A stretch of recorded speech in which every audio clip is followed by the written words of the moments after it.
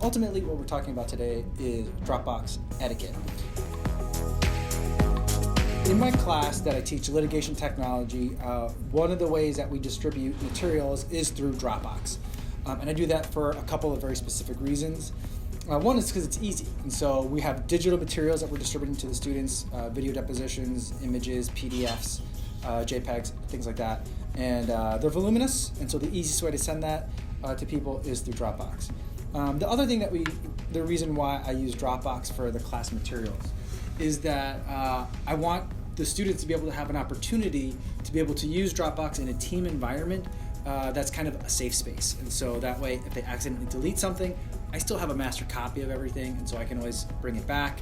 If they accidentally remove something, change something, delete something, you're not going to be in too much of a jam if something kind of gets wiped away.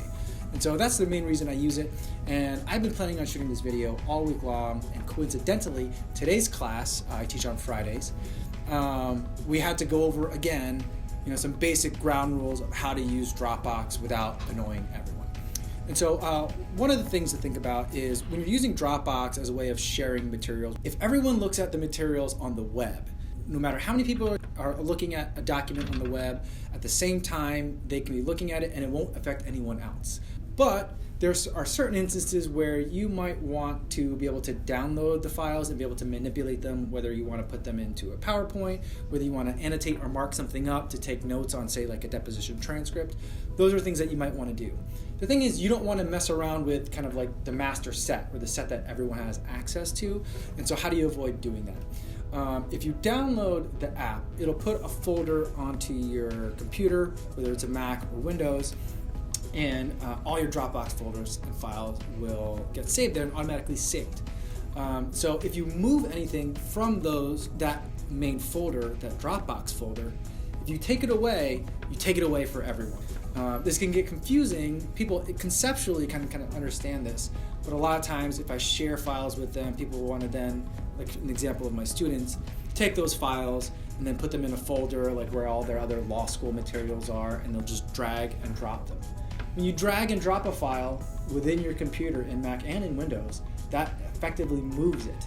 And if you move something out of a shared Dropbox folder, you delete it for everyone else. So that's number one. The next thing that you don't want to do is you don't want to work on a document that's in a shared Dropbox folder. So let's say we're working on an outline for a witness, or we're working on a draft of the opening statement. You don't want to then go open that up, start typing away, and have Word auto-saving. Every time it auto-saves, the Dropbox folder that you're working in detects that there's been a change, and it pushes that up and syncs it to the cloud. It then notifies everybody else that's in that folder that a change has been made. And so every time you auto-save, or every time you hit Control-S to save something yourself, you are going to be sending a notification to everyone else that has access to that Dropbox folder. And that could be a lot of notifications over time. What I recommend instead is, if there's a file you're working on, make a copy of it onto your desktop, like Control-C, Control-V, or right-click and drag, and then you'll get the option to copy something to your desktop or wherever folder you want to work on it. Work on it there. Once you're done working on it, then copy that back and replace it, or preferably add a version number. So if this was opening statement version 3 and you made some changes, save that in the Dropbox folder as opening statement version 4. The next thing that you have to worry about is when multiple people work on a file at the same time. Right, so if two people have access to the same, let's go back to the example of the opening statement. Let's say two people are working on that at the same time. Each of you will be able to double click on the opening statement Word document and open it. The problem can then be if you're working on it and then the first person starts making some changes and is done and puts it back, then the second person can also be making changes, work on it, and hit save and close it. When it goes back to Dropbox, because these files were both open at the same time, when they get saved back, Dropbox will say, look, there's a couple of different people that made changes here, and so it'll start making copies of stuff. Right? And this isn't necessarily a huge problem, but it's going to be really time consuming to have to go through each document and see, well, which version is the most updated version.